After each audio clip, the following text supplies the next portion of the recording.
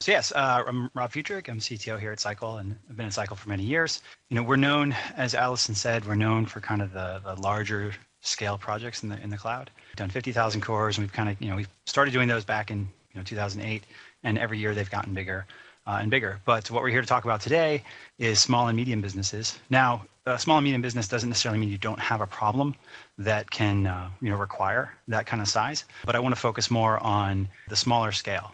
The cloud is often known for, unlimited capacity, theoretically speaking. But that's really not the value. And so that's what we'll go through today.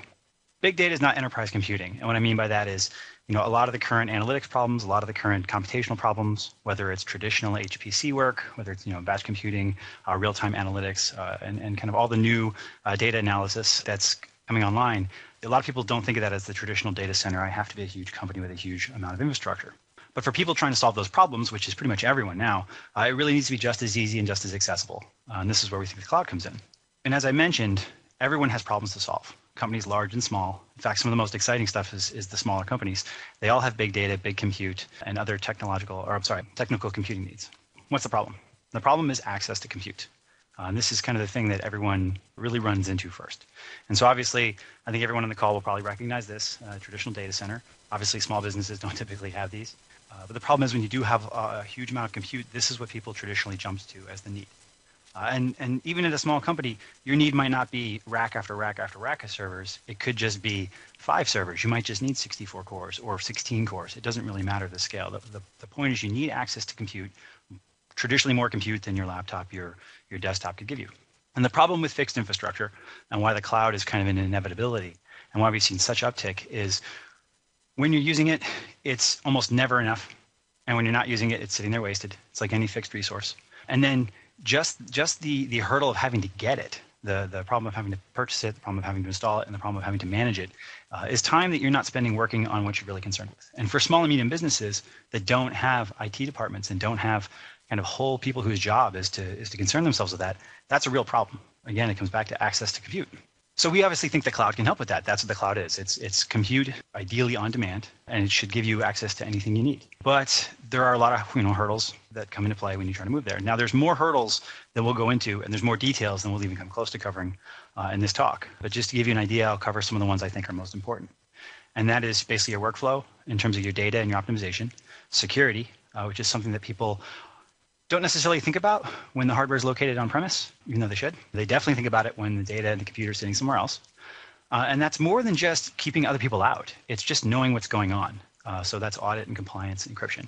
And then reporting. You want to know what's going on all this compute that you're using. And then as we'll touch on, access to compute, the solving that problem is really both the start and one of the harder problems and also just the start of the issue. So let's talk about data first. I'd like to jump right into a use case. I know this is bigger than what a lot of people typically need, but I'm trying to show that the kind of the scale that people can get. And so there's a genomics company in California, and on the high end of things, they have over a petabyte of data, actually many petabytes of data, depending on which set you're talking about. And they decided to move into the cloud. Now this was for archival purposes and also to free up space on internal infrastructure. And so, obviously they just, they use our product, but you don't have to. There's many ways of getting your data into the cloud, whether you use one of the cloud providers' native services, whether you have your own software solution or hardware solution. And of course, you can always default to a car full of USB drives speeding down the highway. But now you've got your data in the cloud. You've uploaded a petabyte, you've uploaded, 100 gigabytes. Doesn't really matter. Now what? Well, the cloud actually scales with your data. So let's pick Amazon because it's the one I think most people are most familiar with.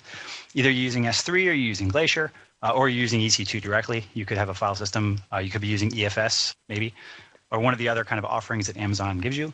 Or you could even be using something like Lustre. For those of you familiar with Lustre, it's a parallel file system that you can run Intel's Cloud Edition inside of AWS. And this gives you the different options you need in order to process your data and store your data. And that is both a convenience and a cost function for you.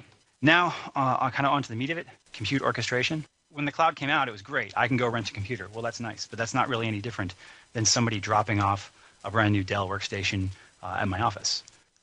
Provisioning the cores is really the start of the problem. It's not the end. And it's great. It's actually amazing that you can go out and you can request 50,000 cores or 150,000 cores and get them all over the world. And they're there to do whatever work you need and you can shut them off. But there's a gap between getting the cores and actually having them do the work that you need. And this is one of the gaps that a lot of our smaller customers run into right away.